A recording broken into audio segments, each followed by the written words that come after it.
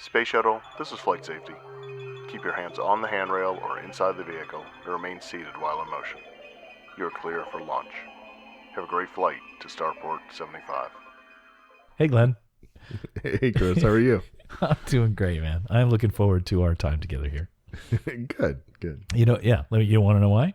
Because I spend all day, every day hyperventilating into a paper bag. So I want to talk about other things that, although I've seen the lineup, I may just need to go get a new bag. So I think so, yeah. It may just be more of that. But no, things are good, man.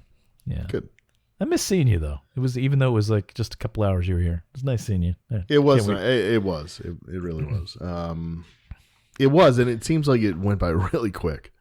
I don't hear that a lot. Usually people are like, man, it's been a long time with you. I hope you're going to be here in January. What are we at? October? Yeah, man. Mid-October? A couple months? It is October, yeah. A few more months. Okay. If they cancel the race, you still gonna come out? You gonna come probably up with not, but another excuse? Aw. you know. So it really is just for the race. It's not me. Oh yeah, of course. Is there any doubt about that? Yeah, we still have a Disney World, though. You can come see Disney World again. Well, that's true, yeah. Well, after what we're going to talk about, I don't know.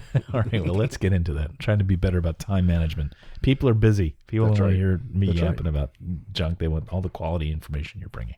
Yes, of course. All right, so let's go. What are we talking about?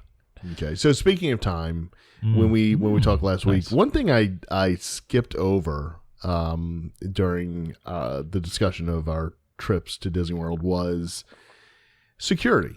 We went through security at Hollywood Studios and Magic Kingdom, which is actually at the Ticket and Transportation Center where we went through. Yeah, because they made the change we told them to many years ago. Mm-hmm. So there was an article this week that Epcot has the new contactless security system, and I forgot that I actually went through that for the Magic Kingdom and for Hollywood Studios. And I just wanted to touch on that and say that it definitely was different and better. I never thought I'd say security actually got better, but it did.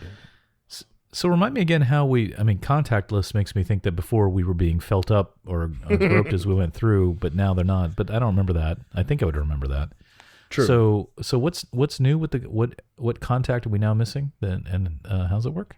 So before you would walk up to a table, plop your bag on top of it, and then just open up all the zippers, and some random security guard would go through it and sometimes ask you with a stick. You ever have that where they're like poking around with a stick in there? Yeah. Now they tell you they have a security guard outside with a little microphone, and he is saying, okay, go through, don't stop, just go through, and if we need to look at your bags, then they'll direct you over to the side.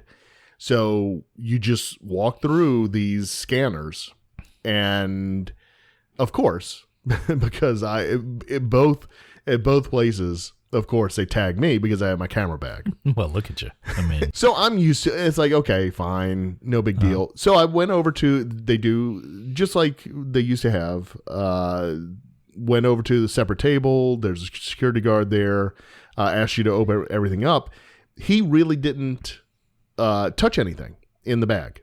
So I had to show, he's like, oh, can you open that up? Can you take your camera out so I can get a look? So they're not really touching your stuff, but you got to show them. But it was still, even with that, it was fairly quick. Like it didn't hold me up, and I didn't mind it. I expected that I'd be pulled over because all the wacky stuff, that. Sure. But it went really smoothly.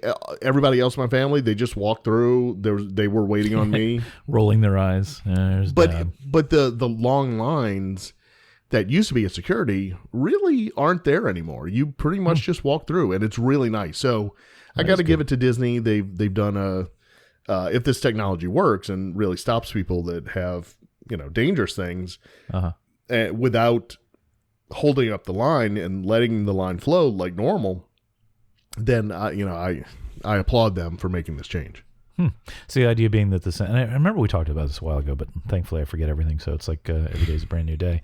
So the idea being that the quote unquote sensors, and I saw you do the air quotes, sensors are looking, somehow it's probably like density of something, right? So like you with all your camera gear, it's probably like, wow, that's not just a park he's got in there. There's some stuff. Right. So just alert them to say, the general density of this individual is out of bounds. So I'm guessing. Correct. Yeah, I think we talked about it. I got to refresh my memory. Okay, well that's cool. I didn't know it had because last time we talked about it was like brand new. I didn't know it had an actual appreciable difference, but that's good. Yeah, because there's always a mess, right? Security stuff anyway. Just like, always, it was frustrating, and especially those of us with camera gear, and it's like all the zippers to open up and everything. So. Well, it's not even that. Like my daughter, right? She would bring her little backpack or a little purse or something, and it takes just as much time for her to open it up and have somebody look in it. Yeah, true. As it does for me to open up my camera bag and show them. And so multiply that by every single person. Yeah. It just was so inefficient. Well, I mean, I don't know that it was inefficient, but they were doing what they needed to do. Sure. So in that case, like your daughter would just walk through the sensors and it'd be like, there's nothing here that concerns. And so they wouldn't even look at her bag at all. Correct. Yeah. Oh, very cool. Everybody just walked through. It was like, I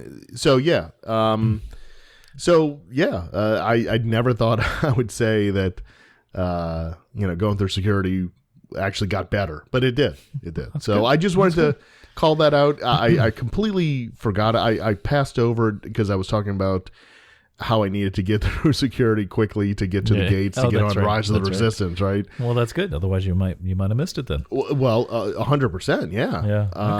Okay. Good.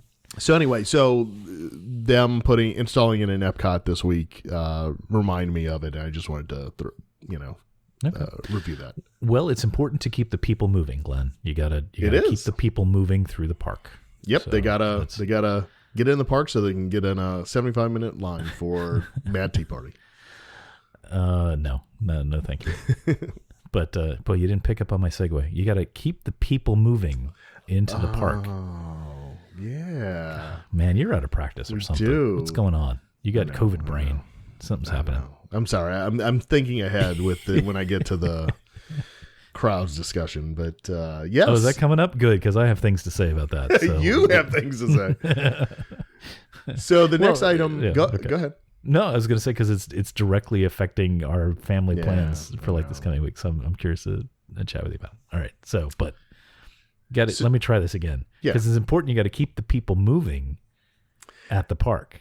Right? That's right. And speaking of keeping people moving. There. Now, was that so hard? Seriously.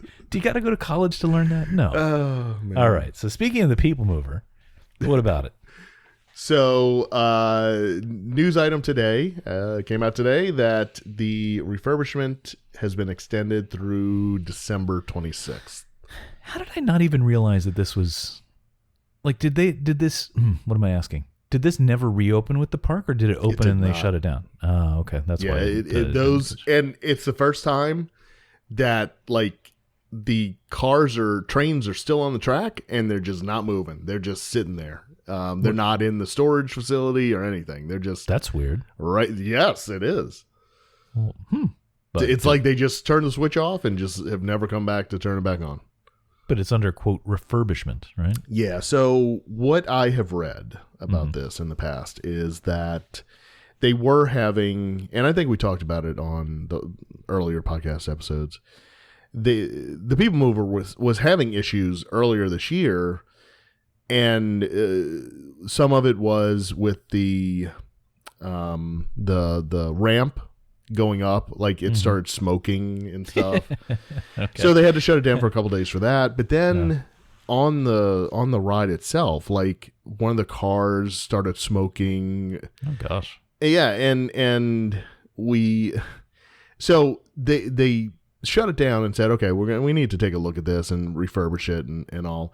And one of the posts that I read was that they were actually going to go in and do a full replacement of all of the linear induction motors, all throughout the whole track. And but because of COVID, they're having problems getting them all manufactured. Wow. Okay.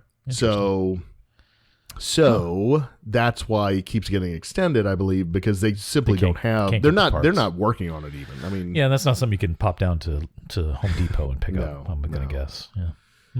Correct. Wow. Okay. You know. Speaking of that, in the ramp, has it ever struck you that ramp, like if they were building the ride today, that ramp would never pass? I don't know. Has that ever come up where they're like, they really need to redo the, not that I want them to, because it's fine with me, but I'm just like, every time, I think especially is like on egress, when I'm leaving, it seems like, I don't know. Seems might like not be completely safe. You got to rethink this. Might be a kind of steep angle like, to dump people out onto the either the top or the bottom. Yeah.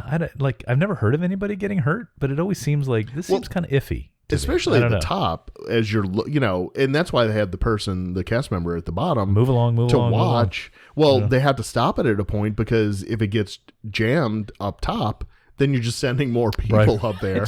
It's like, dominoes. Yeah. Right. So that's why the person's there to regulate that. But yeah, I think if they were doing it today, that would not be the system to get people up there. Like, it was okay back in the late 60s, early 70s. Actually, I never thought about this. I assume there's a wheelchair access to that somehow. Is there? Or is that a ride that you have to... I don't think there is. I don't know how you get up there. I didn't... Yeah, I don't... I mean, the elevator is for Astro Orbiter, but... Right, what if there's like a special, I don't know, queue? Oh, see, now I don't know. Well, you're working on the next one. You're going to do some research. Go ahead. Huh. Yeah, I never thought about that. Yeah. All right. So maybe December. So bottom line is it's closed for a while, which when we talk about my plans later, this actually, whatever. Like, without a people mover, I'm like, do I need to go to Magic Kingdom? I know. It was depressing not being able to ride it when we went, but... Huh. Okay. It is what it is. December. Well, we'll cross fingers that at least by New Year's it's up. That would be nice. All right. Let's see. I don't think so. I think it's going to bleed into next year, quite honestly, but... Probably right. We'll see. You're probably right. Anything's possible. Oh, wait, hang on a second. People mover. Handicapped, disabled access, wheelchair accessible. Must transfer from wheelchair. Right. So there must be a way to get up there. Huh. Okay. All right. What else? I don't have a good transition for the next one. All right. So now we're going to get into some of the bigger news, company-wide news. So Disneyland in California still has not reopened, which blows my mind. I don't know about you, but like occasionally, like I forget that. Yeah, because we opened in July 11th. Yeah. Oh well, approximately.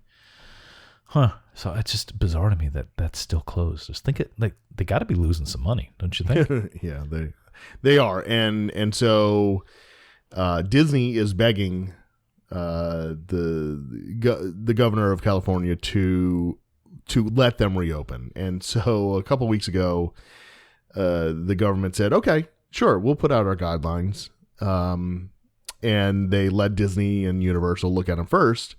And Disney and Universal were like, don't publish these guidelines. Like, you cannot do this because we won't be able to open if you put these guidelines out. And so the governor was like, okay, then don't open. Like, he kind of put it back on them. Because the restrictions, from what we've gathered, are so extremely limited. Like, they would only allow people in from places within California. I think it was California only people, residents, and they had to be from certain zip codes or whatever. Okay. And they were like, well, we're not going to open. So it still hasn't opened. There's this back and forth. The governor is like, no, we're in no rush to get Disneyland back open. We need to get this completely under control. We need to be safe, make sure we're doing things safely and everything else. And Disney and Universal and everybody else is like, we need money. Yeah. So they're butting heads right now, and they're going through the media and talking bad about the other and all that good stuff, right? So as part of this, the California state officials said, okay, you know what? We're going to send a team to go to Disney World and see how they're doing things. Let's see what what they have in place and how are they doing this safely? Because Disney World has been open since July, and there haven't been any, it hasn't been a super spreader place or, ground zero or anything like that. So, the case can be made that Disney is doing it right. So you're saying the California government people were coming to Disney World? Yes. Is that what I heard? Okay. Yeah. To see how they're doing it, to see if they can amend their proposed guidelines to basically allow what Walt Disney World is doing at Disneyland. Right. So I think they're sending an official team like next week, but unbeknownst to anybody else, they sent secret shoppers, if you will, last week. So they've already sent people because they know they're going to get the red carpet treatment. Yeah. So they sent people last week right. I mean, if you're a restaurant reviewer, you don't announce yourself. Yeah. Right. So we don't know. That's still going back and forth. But because Disneyland is closed, because there are still hotels at Disney World that are closed, there's still attractions and restaurants and everything else that's closed at Disney World. Since we've last recorded, Disney has announced that they're going to they're laying off 28,000 people. And that's across all of Disney. Across all of Disney, yes. But they have already said, they've already let the people know. And I think we know a few people that we used to work with that work at Disney is that right? Okay. Yeah.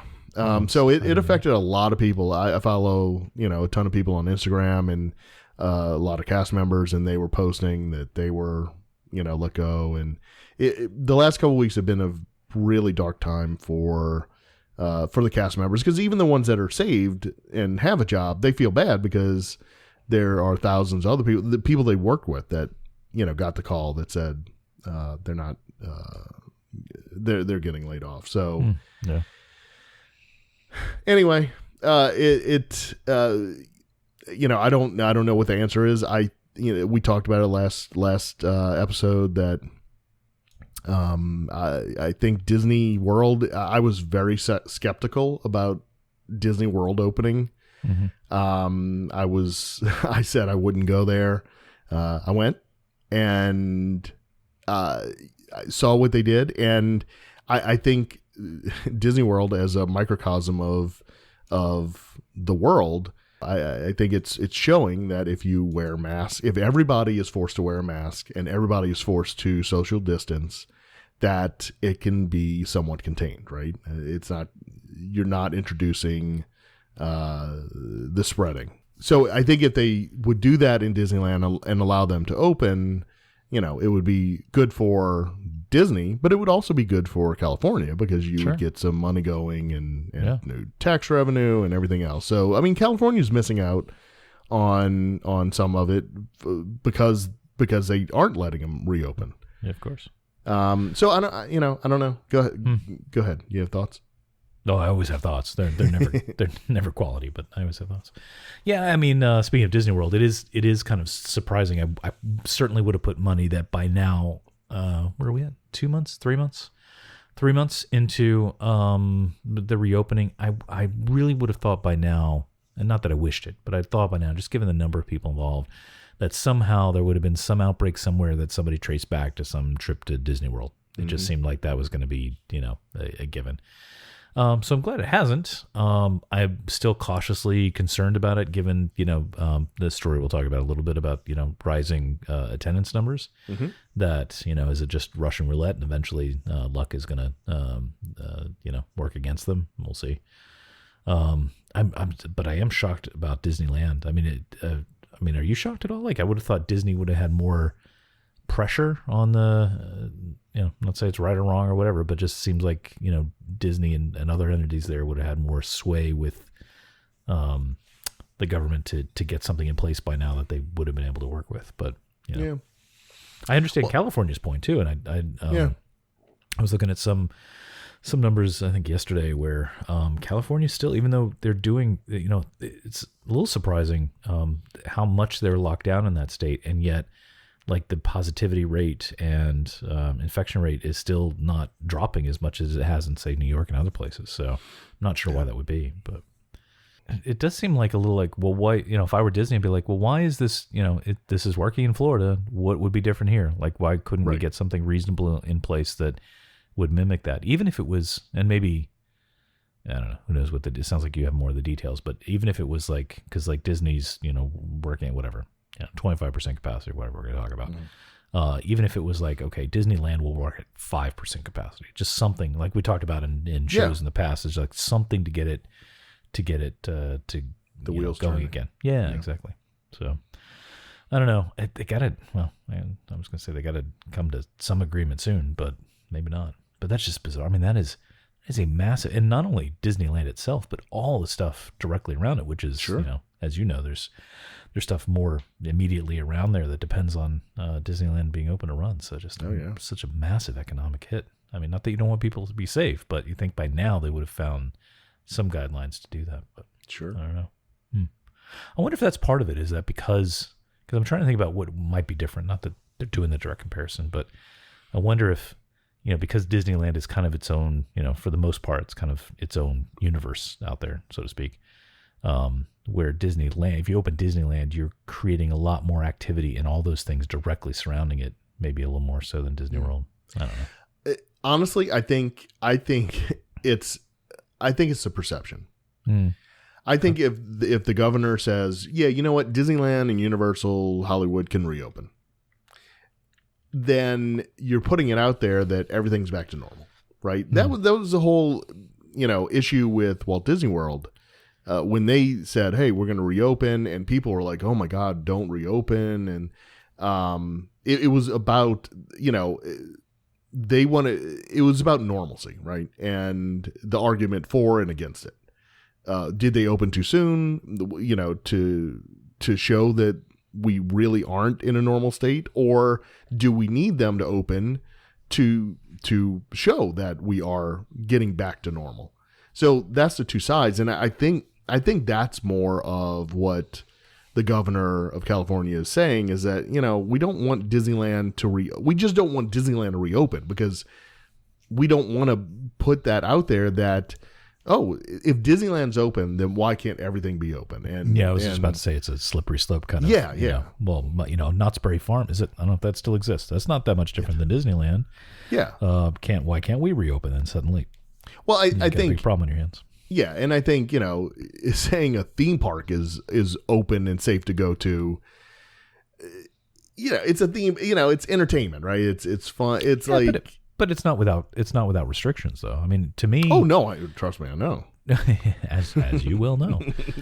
So I don't know. To me, it almost says, just to play devil's advocate, because I'm good at that. It sends a signal things aren't normal if you say, okay, you can open, but here are the 50-page guidelines you got to go by to do that. Yeah. I don't know. So right now there's no kind of nothing on the horizon, even as like a tentative reopening date for California, right? Nope, not at all. Wow, that's got to make Disney not happy, I would think. They are not happy. Well, that is a correct statement. That's a lot of money. A lot of money, a lot of jobs, a lot of everything. Which I've seen. I'm curious. I don't know if you want to share your opinion, but I've seen a lot of backlash over Disney's layoffs. First it was the furloughs, and then layoffs. And not that we have a whole lot of time to get that deep into it, but what are your thoughts on that? Because I don't know, from a business standpoint, I mean, while I certainly feel for everybody's jobs, it's, I mean, if you're not allowed to operate your business, then how do you keep paying for people? So, I don't know. What are your thoughts briefly? 3 words or less. So 3 words or less. Oh my goodness. I can't do that. I think it's been well documented on this podcast that I don't have the most positive view of the direction the Walt Disney Company's going in, and it's been like that for a few years. And I think they've done a lot of things for a quick profit, quick buck. From stock buybacks to the decisions that they're making, their offerings in the parks, and And they're a business. They're supposed to do certain things to make the shareholders happy and all of that. I get all of that. But they could have, instead of doing some stock buybacks, they could have, had the cash on hand to keep paying people during this time, right? So not having to lay people off. Did they do stock buybacks during the COVID situation? No, I think they did earlier this year, but I don't think it was during the COVID. I think they've stopped. Well, you can't really and one of blame their them for that then. Well, no, but I saw a figure today that they, over the past, I think 3 or 5 years, they've bought back $49.7 billion in stock. So, that's it keeps the stock price up. It makes sure that everybody gets their bonuses and instead of having that cash on hand that, in a savings account, if you will, right, to weather them during downtimes. Yeah, but if they did that, then there would be lots of people, even just normal day-to-day shareholders, that would be angry about that, because part of what companies, how companies are judged from leadership is, what are you doing with your assets? And if you just, Disney got a lot of heat, Apple got a lot of heat for a long time because they were just letting cash just sit in their savings account, quote unquote. And people like, come on, people, your job is to make money. You're just letting those assets sit and not generate anything. So yeah, I don't know. The other thing, during the pandemic, the executives and upper management all took 50% pay cuts. And they reinstated that in August. And then in October, they lay off 28,000 people. By reinstated, you mean they stopped they got them back to full salary? Is that correct. Yeah. Okay. So that's not the greatest look either. Yeah. So I just think I have many thoughts on it, and yes, you're right. We don't have enough time. I think they could have done things a little differently. I think they need to. All these people, 28,000 people. And it's not all in Orlando. It's not all in Los Angeles, but I mean it's split up. But that's a lot of people that now they had jobs and they were furloughed, expecting to go back to work, and now they don't even have a job. Yeah. So that's roughly 10% of their employees based on a quick Google search. Yeah, that sounds about right. Okay. Did I tell you last night I dreamt that Amazon bought, I don't know if it was all of Disney or Disney World itself, but either way, Amazon owned, it was a stressful dream, believe it or not. Yeah. I'm like, not that I don't like Amazon, but they kind of eat in the world. I know. But maybe they can fix things. Yeah, maybe. All right. Okay. Well, we'll keep an eye on California. That's fascinating. All right. Yeah. Next is Bob Chapek, the CEO of Disney, was interviewed this week and mentioned that the theme park capacity remains at 25%. And it'll stay that way until the CDC guidelines are changed at all. Okay. That sounds pretty low then, Glenn. Sounds like there's nobody there. 25%. That's like right, a quarter what I would normally see there, right? Absolutely. So it's like it's awesome, right? Okay. Obviously, it sounds good when you say it quickly, but the reality is capacity is when they have to shut the gates, right? So on Christmas Day, that's capacity. When they start sending people away and can't let any more people in the Magic Kingdom. New Year's Eve at Epcot, when they start sending people away because they can't fit any more people in, that's capacity. And we all know that capacity is scary high capacity. That's like you can't move. You can't move, and it's almost a little terrifying that you're like, this is one firecracker away from a stampede and people dying. Like it is it's that tight and concerning, right? Exactly. Okay, so we're not near there. So a normal Saturday, say, wouldn't really be at that capacity. Like we know those crowds are not typical all year long, right? Correct. Okay.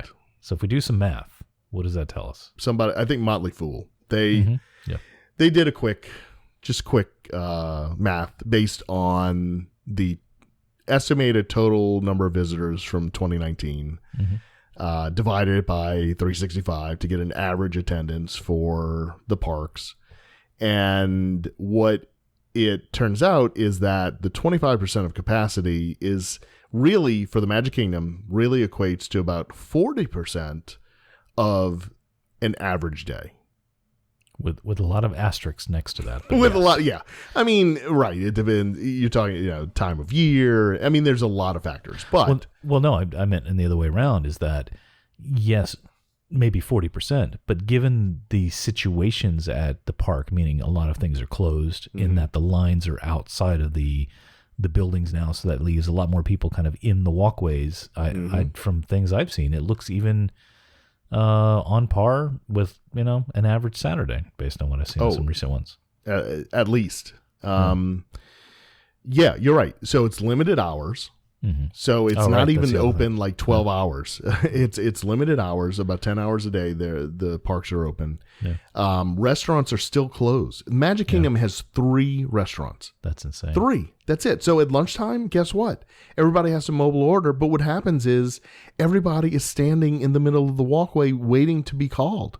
Wow. And so you have a gathering of people. Granted, they're keeping everybody outside, which is good. But you still have this mass amount of people. A third of the people essentially are at each restaurant waiting to get food.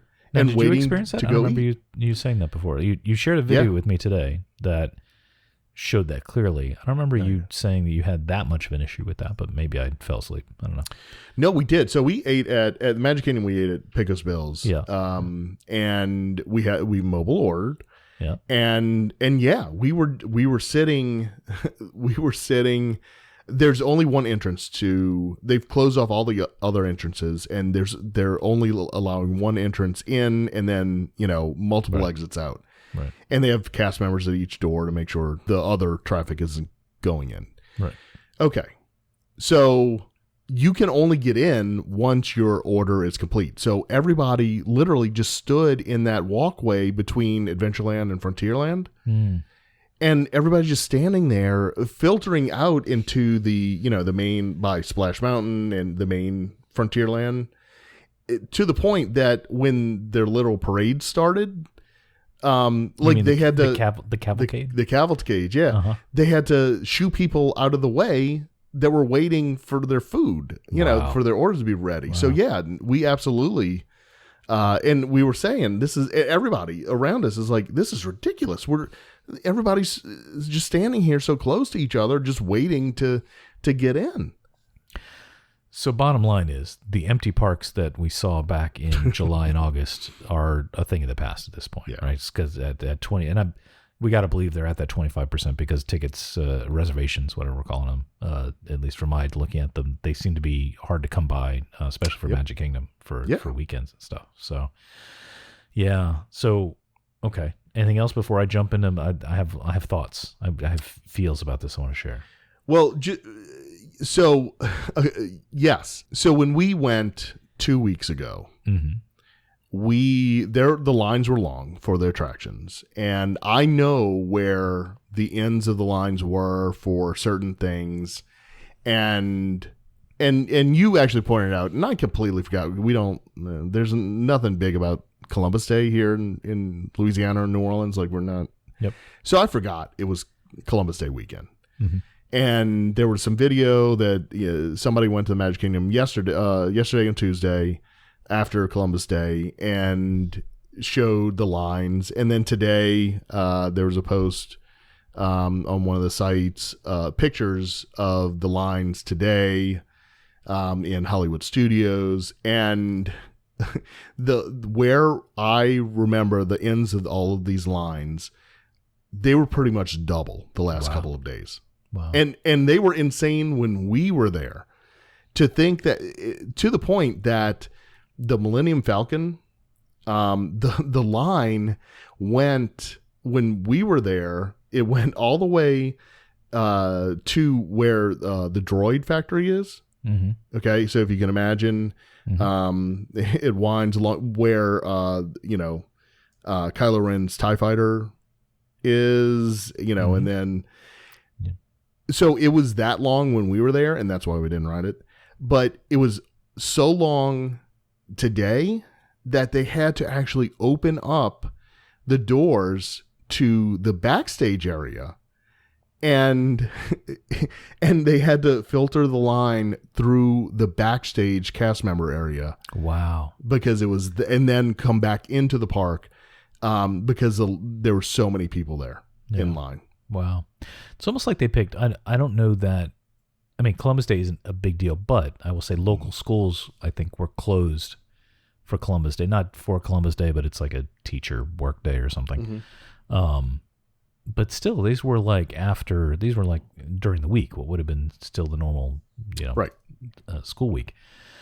So it's hard to know whether that had an effect, but it sure feels like anyway, based on, what you saw and then what we see reports here, is that they turned that dial up a little bit more. Like maybe they were at 20% before, and now they're at the full 25%, especially because I think it's this week. Was it this week that Mr. Chapek? How do we say that?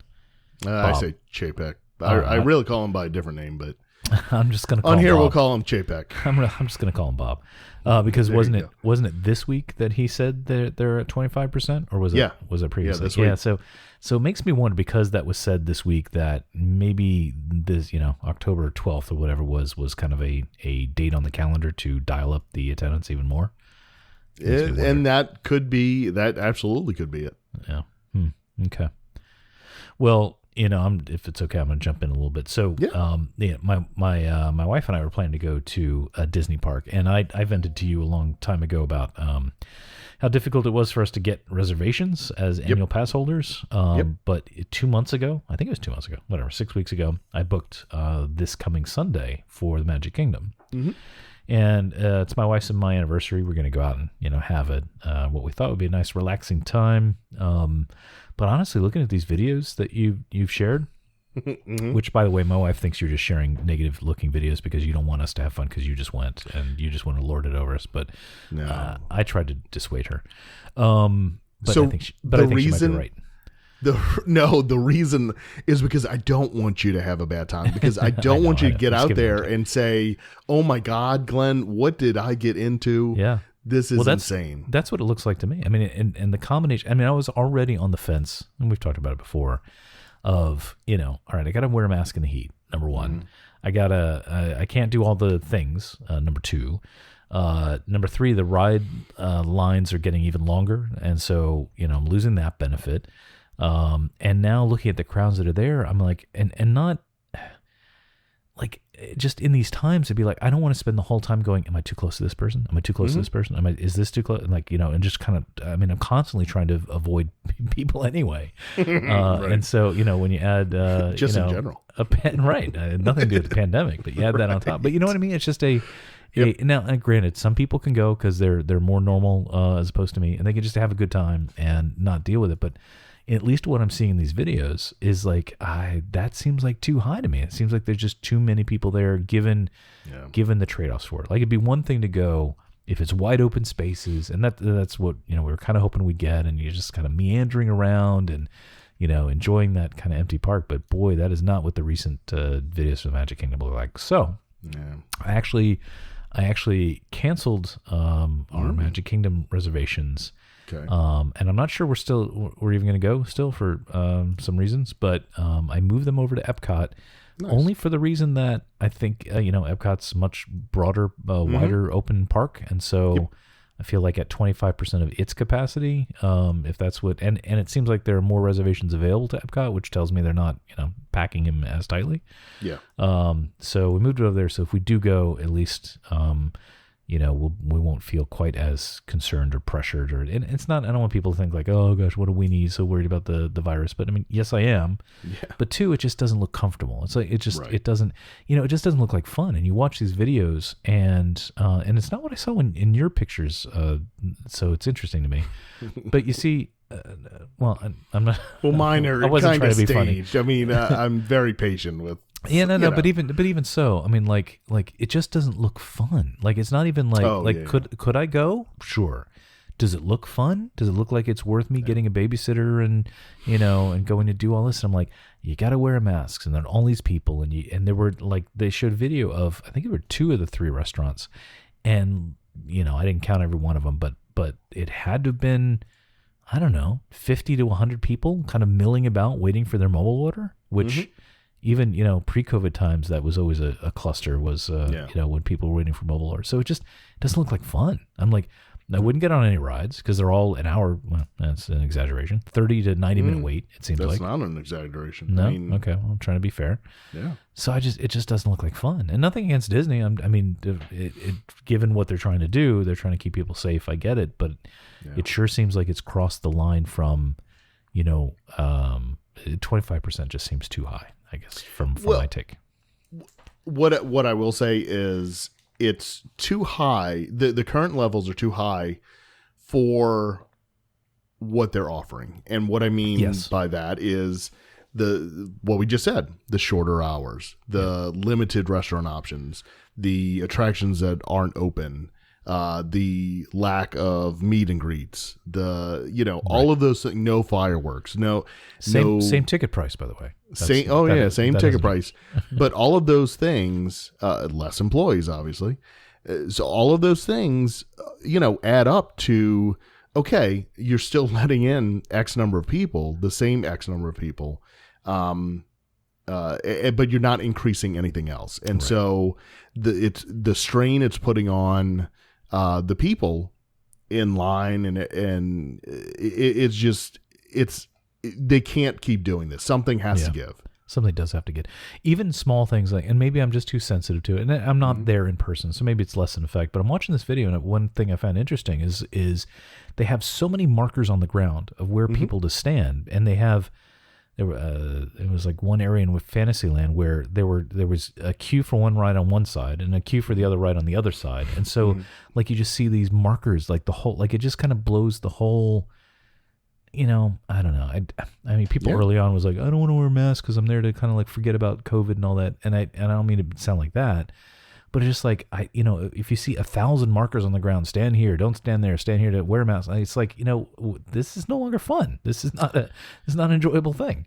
Yeah. You know what I mean? Honestly, you're right, because those markers stood out to me more than the masks. And I don't know if it's just because I'm used to seeing anywhere I go, I see people with masks, right? Right. Whereas, there's markings on the ground, in some places, not everywhere should have them, but they don't. But in Disney, they have them everywhere. And so everywhere you look, you're looking, it's like you're playing hopscotch, like you're playing a game. Right. Like you have to hit these marks, and so you're looking all over.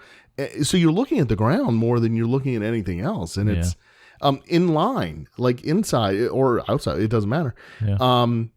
Some of these, because they're trying to space people out, so where you're not standing next to somebody, they have them so far that a lot of times, like you're moving up and it's like 20 feet up because they're trying to keep it, where people aren't next to each other. And so you start to go, but then the people behind you are at that last marker, but the people haven't moved. You thought they did. I see. And so you're just kind of stuck, and guess what? You're stuck next to somebody. Yeah. So it's challenging looking at the markers, seeing where you're supposed to be, and it definitely that does call out, hey, these are different times. Yeah. More than the face mask to me.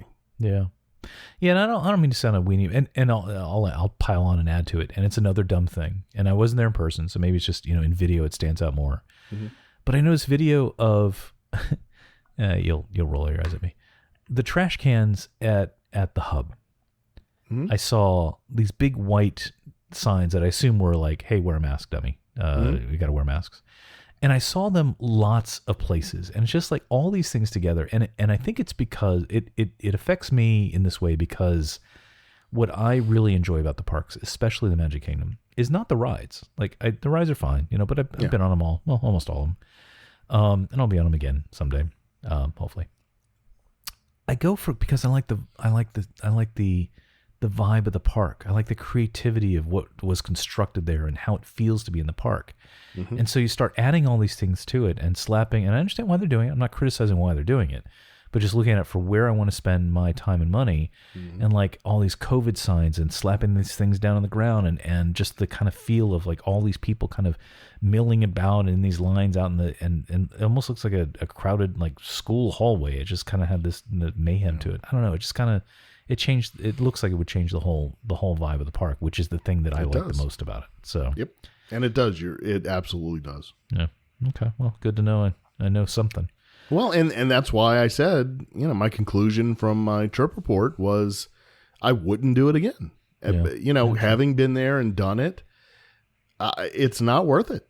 It's not for me, not to pay that kind of money to travel that far. It's not worth it. Yeah. Well, even us, and we're not traveling that far, but this was going to be just, we wanted just a relaxing day out. Sure. Just me and the missus. And in the past, that would have been, let's just go to Magic Kingdom. We'll just walk around. We'll go look at some shops. We'll sit down at Casey's and have a hot dog. Can't go to Casey's. Got to wait in line to get in the shops. Got to wear a mask the whole time. Got to, bing, bing, bing, all these negatives. And you're like, why would I do this to me? I just sit on my couch and relax at home. Like, it seems so much more enjoyable. I don't know. Yeah. Anyway, so like I said, I'll help with another transition here. Like I said, we did move it over to Epcot because at least, and that's actually where my wife and I usually go for anniversary because we do Food and Wine. It's this time of year. So I moved it over there. But tell me about Epcot, Glenn. The thing I worry about with Epcot is that it's a giant construction zone right now, right? Is there anything nice about it? So guess what? You're right. It is a giant construction zone. Okay. So they are tearing down.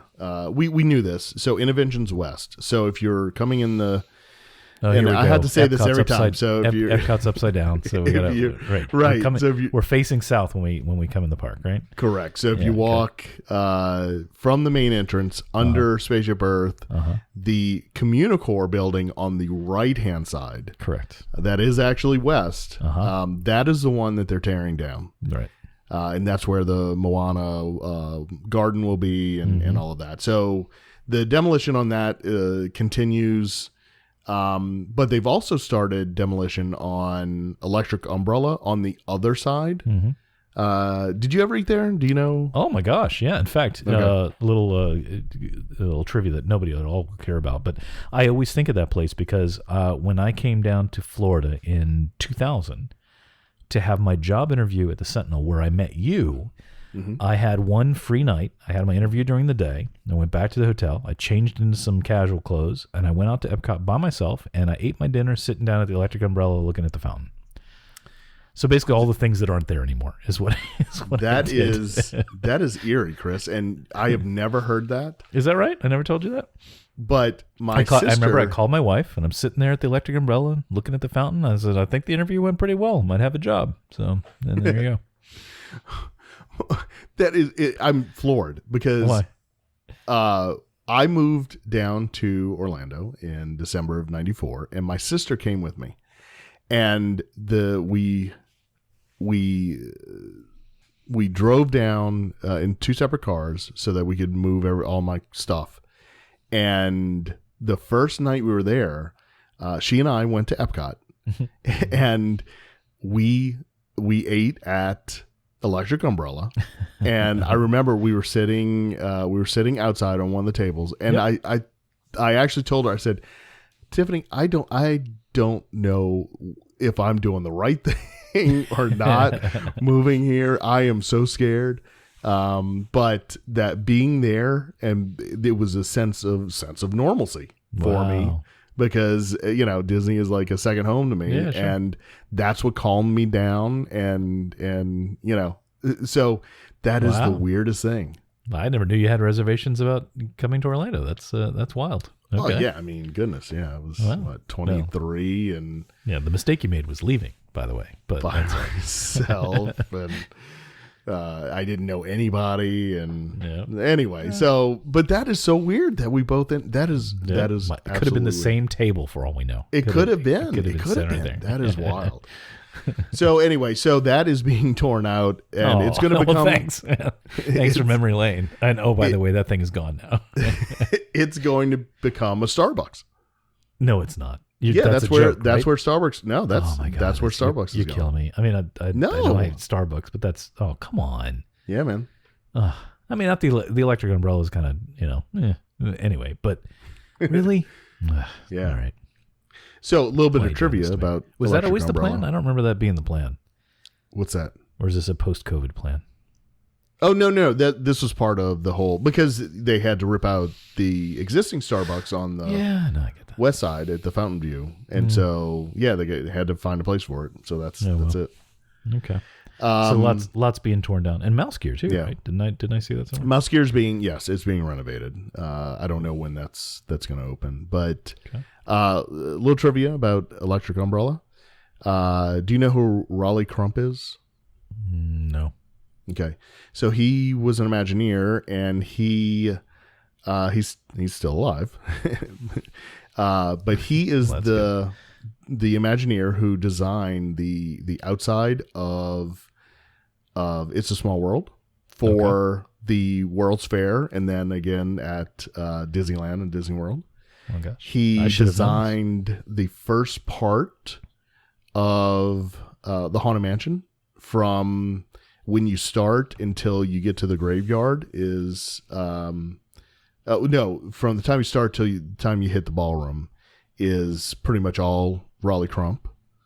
So he is the guy who designed Electric Umbrella, and he based it on because it wasn't it started out its life as the Stargate restaurant when Epcot first opened. It was the Stargate restaurant, and then they renovated it in the early 90s, and they're in what was it called before Mouse Gear? The Centaurium. Centaurium. Yeah, in the Centaurium, they actually sold, because they sold some wacky stuff, like futuristic stuff that wasn't Disney.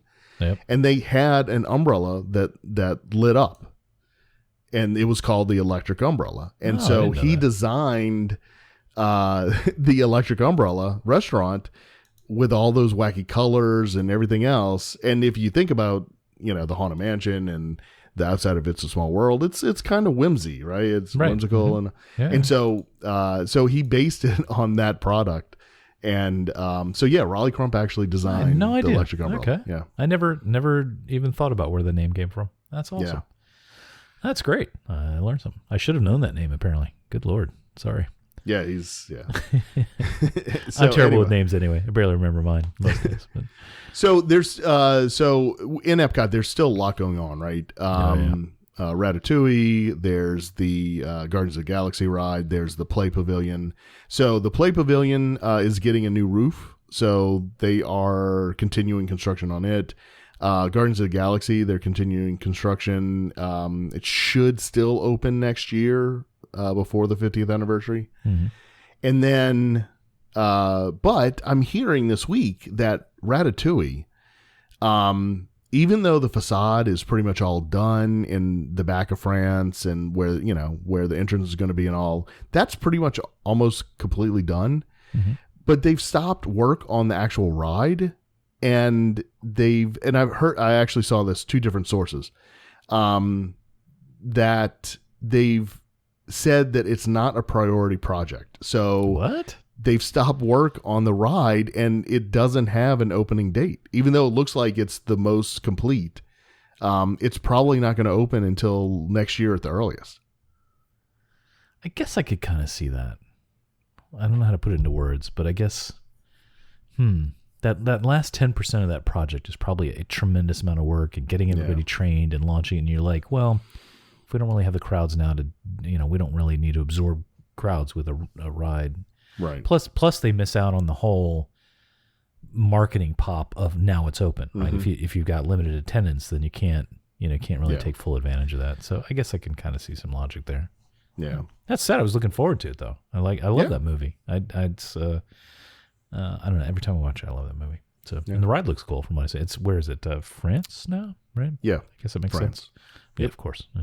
Stupid France. And it's the trackless ride technology that's in pretty much everything. All the new rides now, right. Same type of technology. Cool. So so stuff's still going on at Epcot, but also right now is the Food and Wine Festival. Yeah. So it's been going on since July. So which I'm kind of confused about. Maybe you can straighten me out.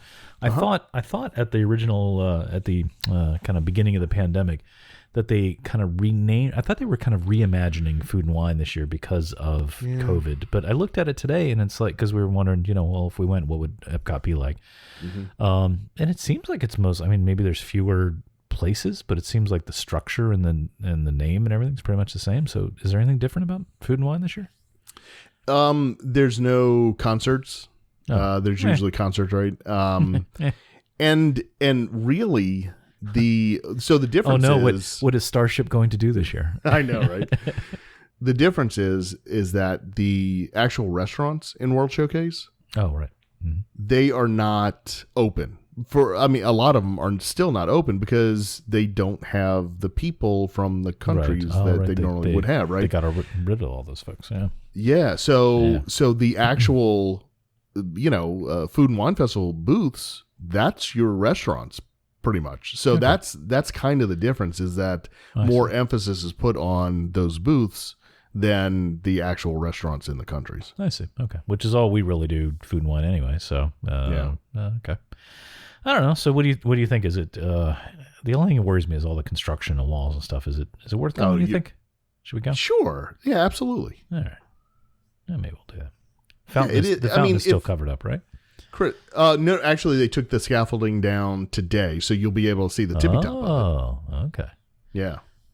But Chris, I mean, that's the beauty of Epcot, right? That's the one park that you can literally just walk around. Meander. Yeah. Yeah, and not ride anything, and you still have a great day. And I think the paths are way wider than Magic Kingdom or anywhere else, so you should have a much better experience.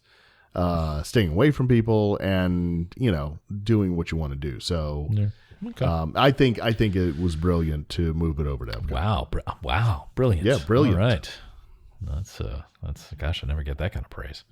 No, you're welcome. All right, well, we'll see how it goes. We may have to cancel for other reasons, but if we go, it'll be Epcot. I know. So all right, cool. So it's moving along. I hope it doesn't suffer too much from. I think I mentioned it before. Like it had such grand plans for this new Epcot revival. I hope they're not scaling those back too far. But if they are, don't tell me, because I don't know about it. Yeah. All right. What else goes? Speaking of scaling back, what else going on? So at Disney Springs, there's a restaurant that's been open since probably 97, 98, somewhere in there, when they redid it as Downtown Disney, and they had the West Side and all that good stuff. But this restaurant was actually sandwiched kind of between the sandwich between the. I didn't even do that intentionally. The Days of Christmas shop and what is now Earl of Sandwich. Those two buildings. Yep. And it's the Wolfgang Puck Express. And it is now closed and not going to reopen. And I know that was a place we used to go just to get a quick bite, or if we were hungry there and didn't want to, go in a full service restaurant. It was always a quality place you can go and get some good grub. So that's kind of sad. So I actually thought this was the full Wolfgang Puck restaurant. Is that still open? Oh, that's gone. Well, no. Did they remodeled that or redid that or something some years back? Yeah, so that doesn't exist anymore. The original Wolfgang Puck was demolished, and a new restaurant, I think it's Haleo, is there now. Gosh, tells you how often I go over there. Okay. But there is a new Wolfgang Puck, but it is closer. It's in a different spot. Okay. Yeah, it's closer to the Coke store. Okay. So it's over there now. But that's staying open? Just the Express? That is now? staying open, yes. Oh, okay. All right.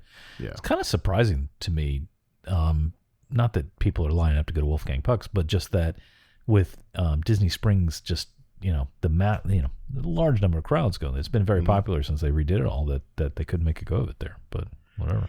Well, I think there is such an emphasis on that central Disney Springs area for the restaurants and everything. I mean, that's pretty much where everything is now, right? That's the hub of it.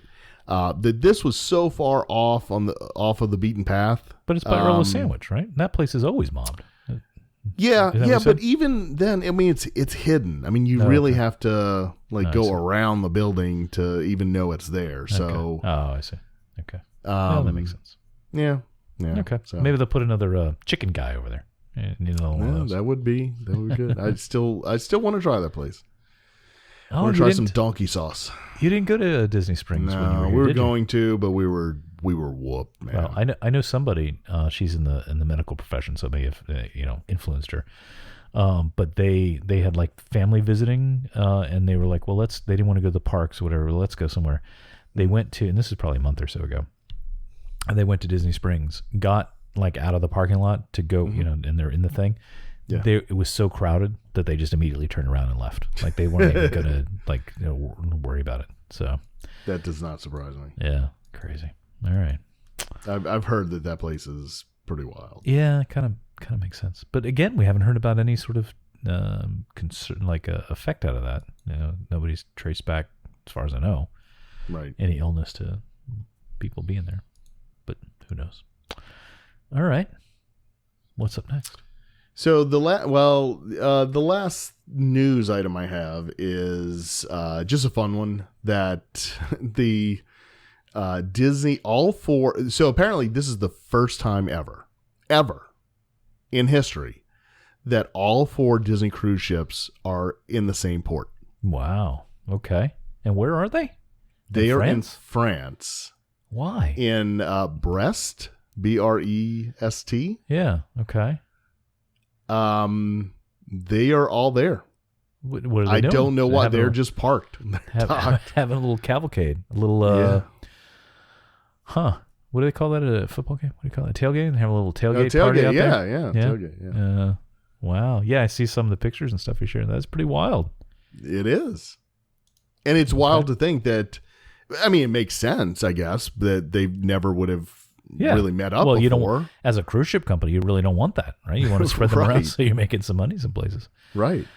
And this looks like some sort of shipyards. Maybe they're doing they figure, let's do some work while these things are doing nothing. Yeah. Let's gussy them up a little bit. Nobody said, and it's been 2 different posters, one from the Wonder and one from the Magic. Mm-hmm. Crew neither members, one, obviously. Yeah, crew members, right. Neither one say why they're or what they're doing. So, hopefully not demolishing them. No, I don't think so.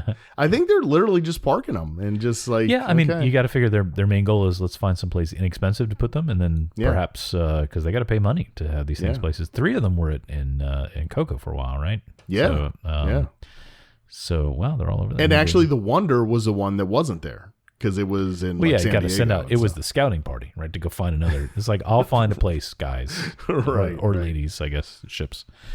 I'll find a place. And then, okay. But it does look like a place where you might have some work done on a ship. Yeah, it's not an elegant... no, not like, it's not a touristy dock. No. Yeah.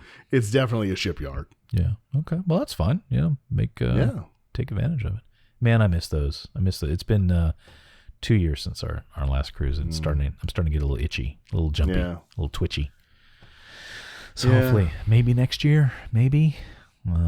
Gosh, I don't know.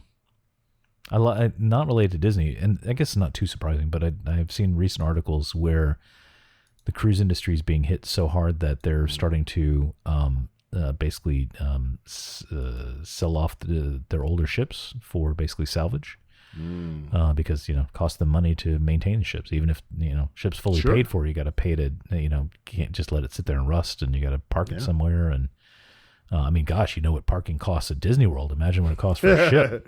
Yeah, no kidding, man. So some other crews no, these aren't. No, they're selling off their older ships that they're like, well, it's run its course. But I don't see that happening with these ships, of course. But sure hope they come back full steam when they're done.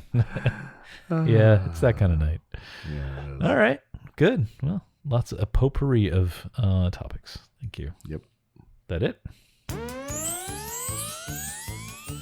That's it for the news. I do have haven't done this in a long time, but I have a pick of the week. A pick of the year? Pick of the actually I think it is. I don't think we've done any picks this year at all. Okay. So I keep updating that page on the website and it's like none. All right. How much money am I going to be spending? Not too much. It's actually pretty affordable. Oh, okay. All right. Wait, so really affordable or Glenn affordable? No, really affordable. Oh, okay. Like, Okay. I don't know, under $20. Oh, okay. Okay, cool.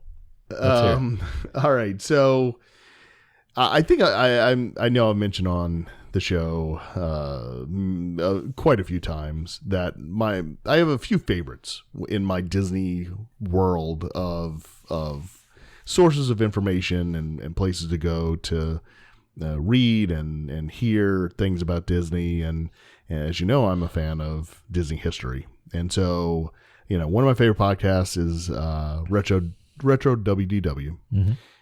But my absolute favorite website is called Passport to Dreams. Okay. And the reason it's my favorite site is starport75.com, but yeah. Everybody has their own. Honestly, I would put this one ahead of that one. So, so the reason it's my favorite is every post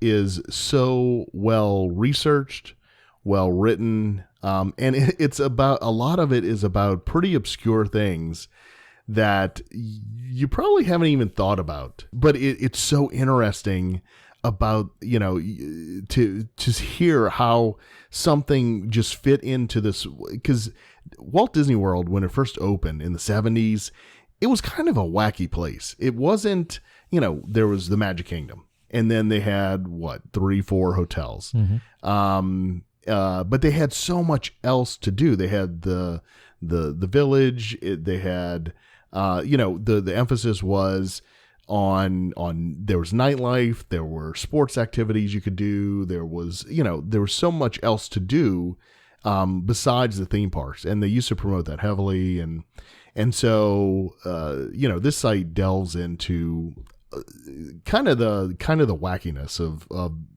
the original Disney World. So all that being said, and every post is pretty lengthy. Like when there's a new post, I dedicate time to read it and absorb it and go through it. So the author of that website is Fox Nolte. She has written a book called Boundless Realm, and it is about the Haunted Mansion. Pretty much Walt Disney World's Haunted Mansion. She's pretty much limited it to that. There are some other, there's obviously mentions of the other Haunted Mansions in the other parks, but the focus really is on Walt Disney World's Haunted Mansion. Very cool. So I am. Go ahead, Chris. No, I was going to say, it looks pretty cool. I'm looking at on their site. Yeah. So I'm about a third of the way through. So I got an email because I'm signed up for, I don't know, all kinds of stuff, and got an email, and I knew that the book was going to be coming out, and as soon as it came out, I bought a physical copy, and I bought the Kindle copy just so I could start reading it immediately. Yeah, and right. So I'm about a third of the way through, and it is what I expected and hoped for. It was kind of an extension of the website. It is very in depth, and it is dealing with very obscure things. It's so geeky and so so neat to find out, and just one of the chapters is about the architecture of the facade for the Haunted Mansion, and it goes,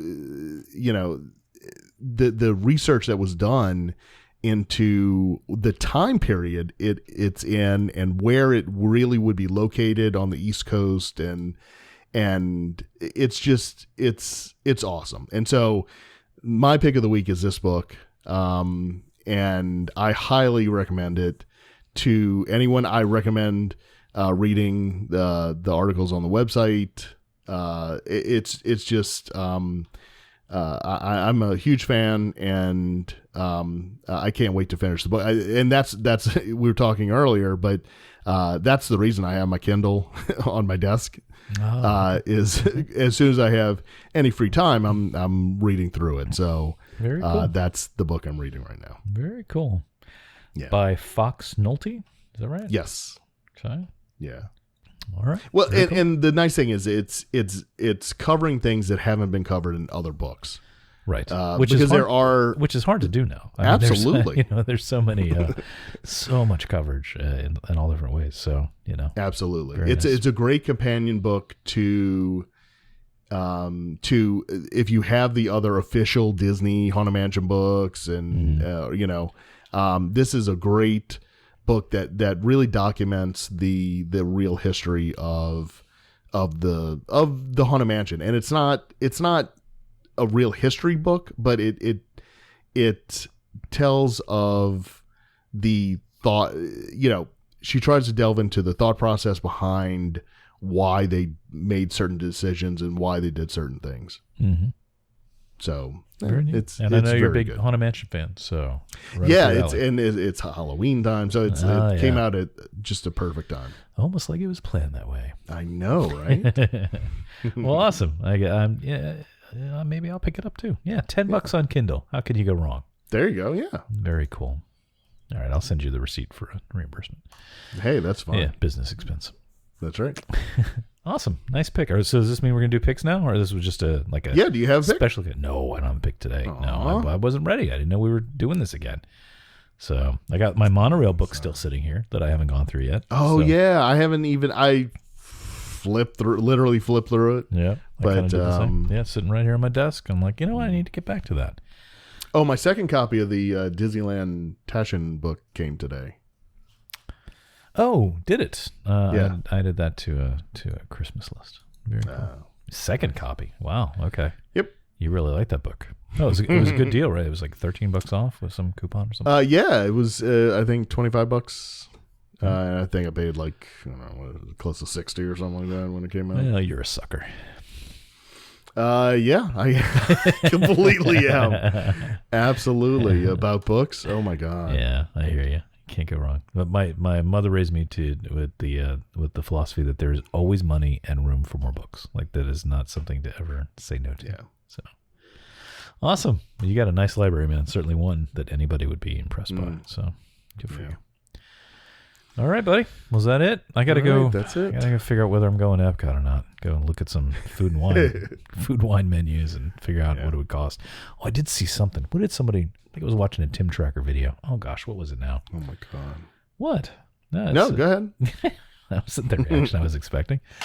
I don't know. It was some dish that they were going through. I'm like, oh yeah, they just went there. That's right. I forgot about that. Yeah, so they had their little baby. Yeah. Gosh, I don't remember what it was now. Some sort of like corned beef fun or something, but it looked really good. So I don't know. And then the other video I saw was it the gray stuff cupcake, which I'm surprised that's new. Yeah, it's just a hungry mood. You when I was could get looking it through these at things. You can get it at Beauty and the Beast, the restaurant. Oh, okay, that explains. Because okay, that explains. I thought I'd heard of that before, but I guess since that's not open, right? So, oh, it is. I thought it was not open. No, you know what? I really don't know if it's open or not. Okay, all right. It wasn't even on my radar, quite What? honestly. Yeah, I've never been in that thing. I don't even know. yeah. It's nice to do once. Yeah, do that once. Yeah. When in the normal times, we get back to if that ever happens Don't again. rush and do. Yeah, yeah. Oh, I'm not. Don't rush. I'm not rushing. Anything Please here. don't. It's not anything to sing home about. Yeah. All right. So Well, write home about. If you sing it. whatever. Jesus. It's late, man. Nothing to singing. Whatever. People say It's that. 1 a.m. Yeah. Okay. Somewhere it is. All right. Yeah. I got to go get ready to take pictures of construction walls or something. So. All right. Well, we'll see. I'll let you know how it goes. All right. Okay. All right, man. Talk to you later. All right. Bye. Bye. Thank you for joining us on another episode of Starport 75.